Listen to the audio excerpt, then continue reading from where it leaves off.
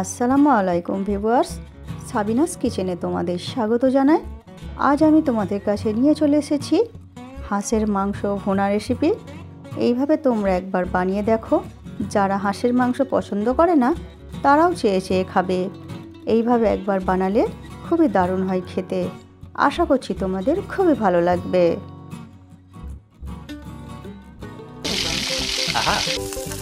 Yes.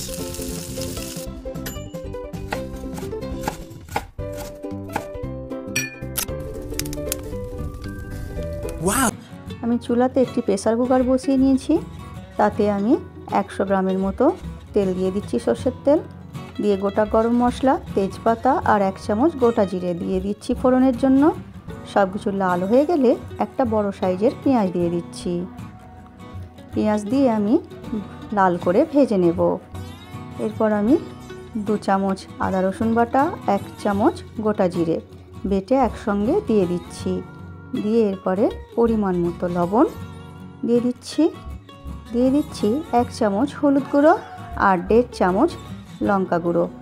সব কিছু দিয়ে এবারে আমি মশলা কষাতে থাকবো।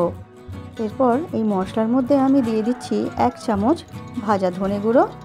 দিয়ে মশলা এবারে কষাতে থাকবো। অল্প অল্প করে পানি দিয়ে আমি মশলা কিছুক্ষণ কষিয়ে নেব।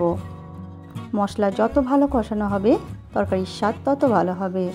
2টো মাঝারি সাইজের টমেটো আমি দিয়ে দিচ্ছি।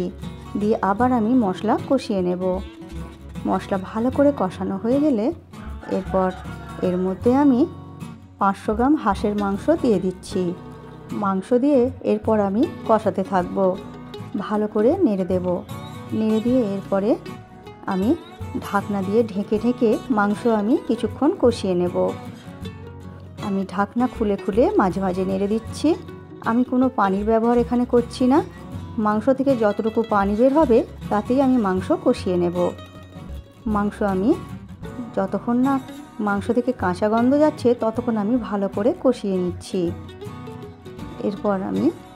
এরপর আবার আমি ঢেকে হতে দেব। এইভাবে মাংস আমি বেশ কিছুক্ষণ কষিয়ে নিয়েছি। এরপর আমি মাংসের মধ্যে পানি দিয়ে দিচ্ছি। আমি অল্প করে পানি দিয়ে দিচ্ছি। আমি এখানে প্রেসার কুকারে সেদ্ধ করব, তাই আমি অল্প করে পানি দিয়ে দিচ্ছি সেদ্ধ করার মতো। হাঁসের যে ডিম বেরিয়েছিল সেটাও এই ঝোলের মধ্যে দিয়ে দিচ্ছি। দিয়ে এরপর ঢাকনা দিয়ে আমি 3 থেকে 4টে সিটি দিয়ে নেব।